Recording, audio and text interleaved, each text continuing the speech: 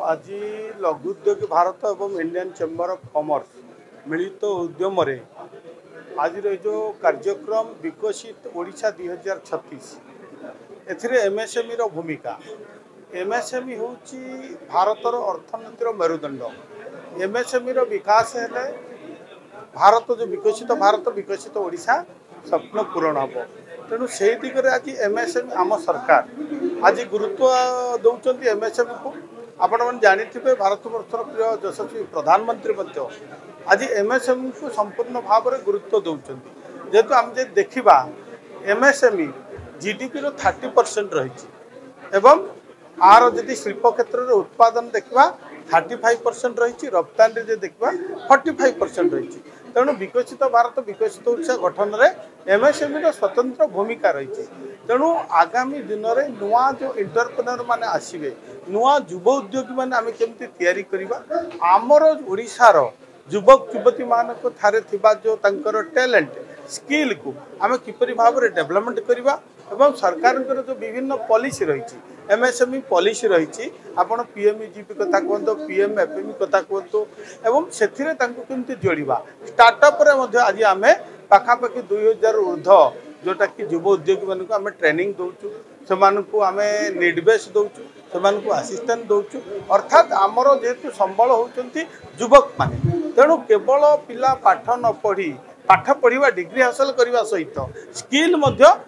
हासिल कर आवश्यक रही एवं से स्किल को आज आमर पाखरे जेहेतु ओडिशा संभावना राज्य ये समस्त प्रकार खड़ी खादन समुद्र तट बेलाभूमि आपणकर सब ये संभावनार राज्य। तेणु जो आम पाखे गच्छित संपद को ताकू आमर वर्तमान देश रे जो विभिन्न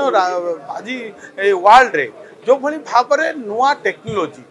एवं साइंस रो डेवलपमेंट होची आईटी रो डेवलपमेंट होची युव उद्योगी माने जो माने अछंती जो माने ताकू आम आहरण करी केमती आमे आम काम रे लगेबा आम पाखरे संपदर व्यवहार करवा एवं एमएसएमई को गुरुत्व दिया जाउची। आज एमएसएमई रे जमी मध्य आज आम से सहज सुविधा जोगई दउचु एवं कॉल लेटर आमे मध्य फ्री करिचु एवं कॉल लेटर सहित केमती लोन से माने सहजरे पाई परिबे बैंकर्स मानक सहित आमर कथावार्ता चली एवं सब्सिडी जो व्यवस्था रही पाखा जदि आप फूड प्रोसेसिंग पॉलिसी वर्तमान आम जो 2016 और 2022 रे कॉम्प्लिकेटेड थिला ताकू आमेंडमेंट आनी आम प्रिय मुख्यमंत्री ताकू सरलीकरण करा जोटा कि आपण डिस्ट्रिक्ट लेवल रे आगुरी 25 लाख थिला अब 1 कोटी टंका पर्यंत डिस्ट्रिक्ट लेवल रे ता फाइनल हेबो एवं 1 कोटी रु 10 कोटी टंका पर्यंत आपणकर डायरेक्ट लेवल रे फाइनल हेबो एवं 10 कोटी रु ऊर्ध जोटा 50 कोटी टंका पर्यंत सेक्रेटरी लेवल डिपार्टमेंट लेवल रे फाइनल करने व्यवस्था करे जेहेतु अति सरल रु आउरी सरलीकरण करा जेहेतु युव उद्योग माने